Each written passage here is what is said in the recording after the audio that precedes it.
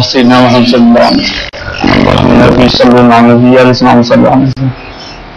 اللهم ربنا عدنا في الدنيا حسنة وفي الآخرة حسنة وقنا عذاب النار ربنا وسع قلوبنا بعد إذ هديتنا وهب لنا من لدنك رحمة إنك أنت الوهاب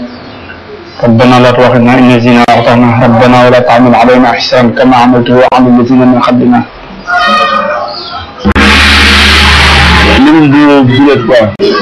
chaque jour sama président ñu la benn te tam maman am na fayam ndax chaque jour bu déggee suba mooy su ñëwee ci kër yi muy yaaral defar ba mbaax li suñu leer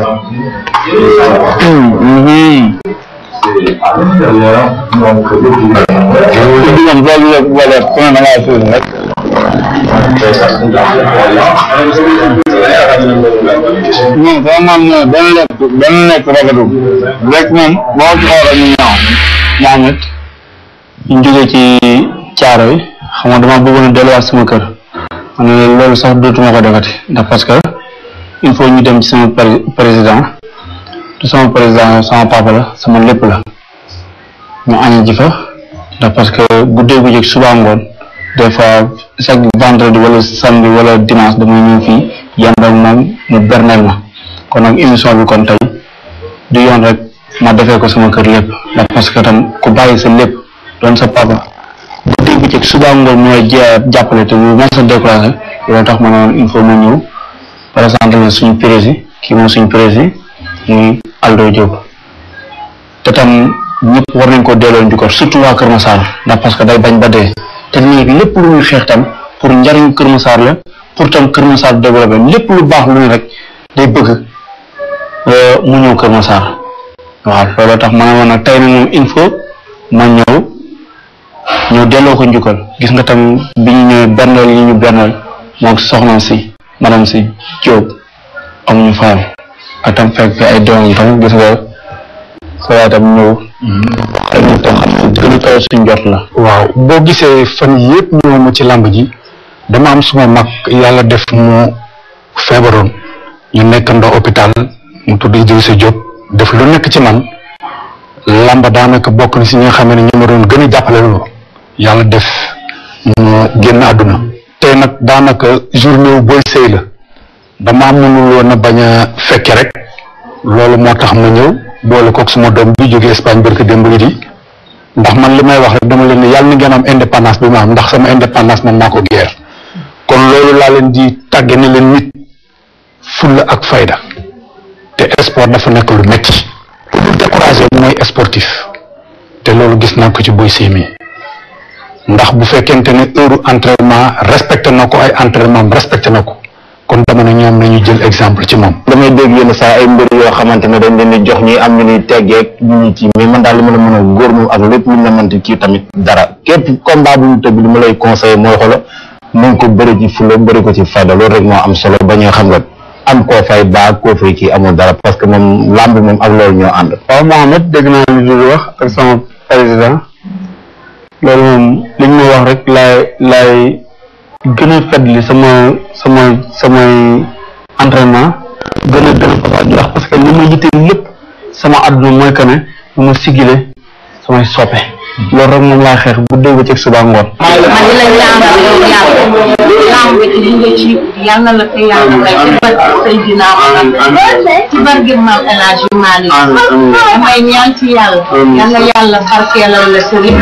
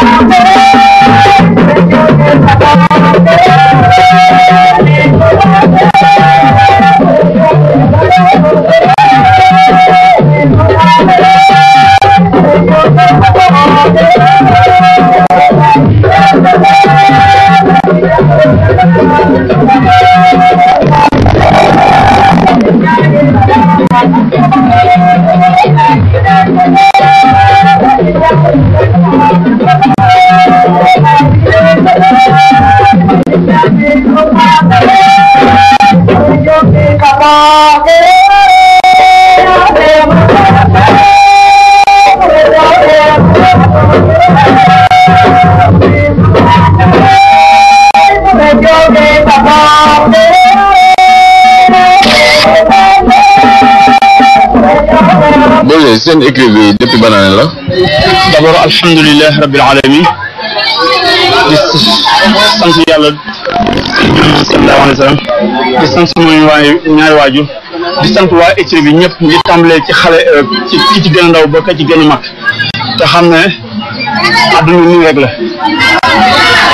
kon yéen ñu waa équipe bi yëpp maa ngi leen di sant kenn ku ne ci sa tur ak sa sant mënumaa leen ñëpp seen tur kon nag cofeel googu ak mbëggeel gi ma am si yéen yàlla na suñu borom def suñu équipe bi gën a réussir ci équipe yi defal ñu tawat yi am tam suñu borom dindi ko doon set wecc waaw équipe bi daaw rek lañ ko formé waaw mu saawaan baawaan adduna bépp di wax Kër Massar. mën naa xam la moo tax sa bopp bi nga def si étoile bi. waaw kii yàgg na si man depuis bi may nekk booy ba léegi étoile bi laay dóor ñu jàng joxraab xam nañ ne étoile tey ñi nga xam ne jànguñu dañuy yaakaar ne étoile moo gën a tuuti ci kaw jaww ji te suñu borom def na da koo mandargaal muy taaru adduna te et puis tam bi moo koy def tam dañ doon wax naan kii dafa tuut di nekk mbër ma xool li yàlla defal biddiw ngandal ko te tuutal ko ci askan wi ci bëti nit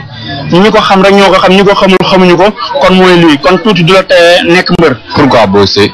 waaw Boy Seye soo ko déggee Boy Seye caaroy lañ doon wax ma sëy caaroy mooy fi ñu demoon man foofu laa doon bëree ñu naan booyu sëy bi booyu sëy caaroy bi mooy tas mbapat yëpp léegi nag ma tuddee sama bés sama boy sama tur sama grand léegi nag doon ci def Boy Seye caaroy mu jaag ñu ne ma loolu day ubbi kon defal rek Boy Seye ma def ko Boy Seye. yan relation nga am ak mbër yi nga xamante ne boo xoolee fii. waaw man mbër yëpp laa amoon relation ndax parce que am naa ci kenn xar ma yàlla waaw waaye nag ki nga xam ne moom dana ma seet ma koy seet muy Malang Ndiaye tey damaa yaakaar ne dafa am koro maa ngi ko doon woo dem ba léegi jotuma ko loolu tax dem ñu ko waaye maa ngi koy remercier di ko ñaanal fan wu gudd ak wér gu yaram. yéen mbër nga bàyyi ci làmb yi. waaw man bàyyi mu fi kenn ku dul Malang Ndiaye bàyyi mu fi kenn man musuma dund loolu ndax parce que sport yaa ko moom ndax parce que sport ñii ñoo ko moom kon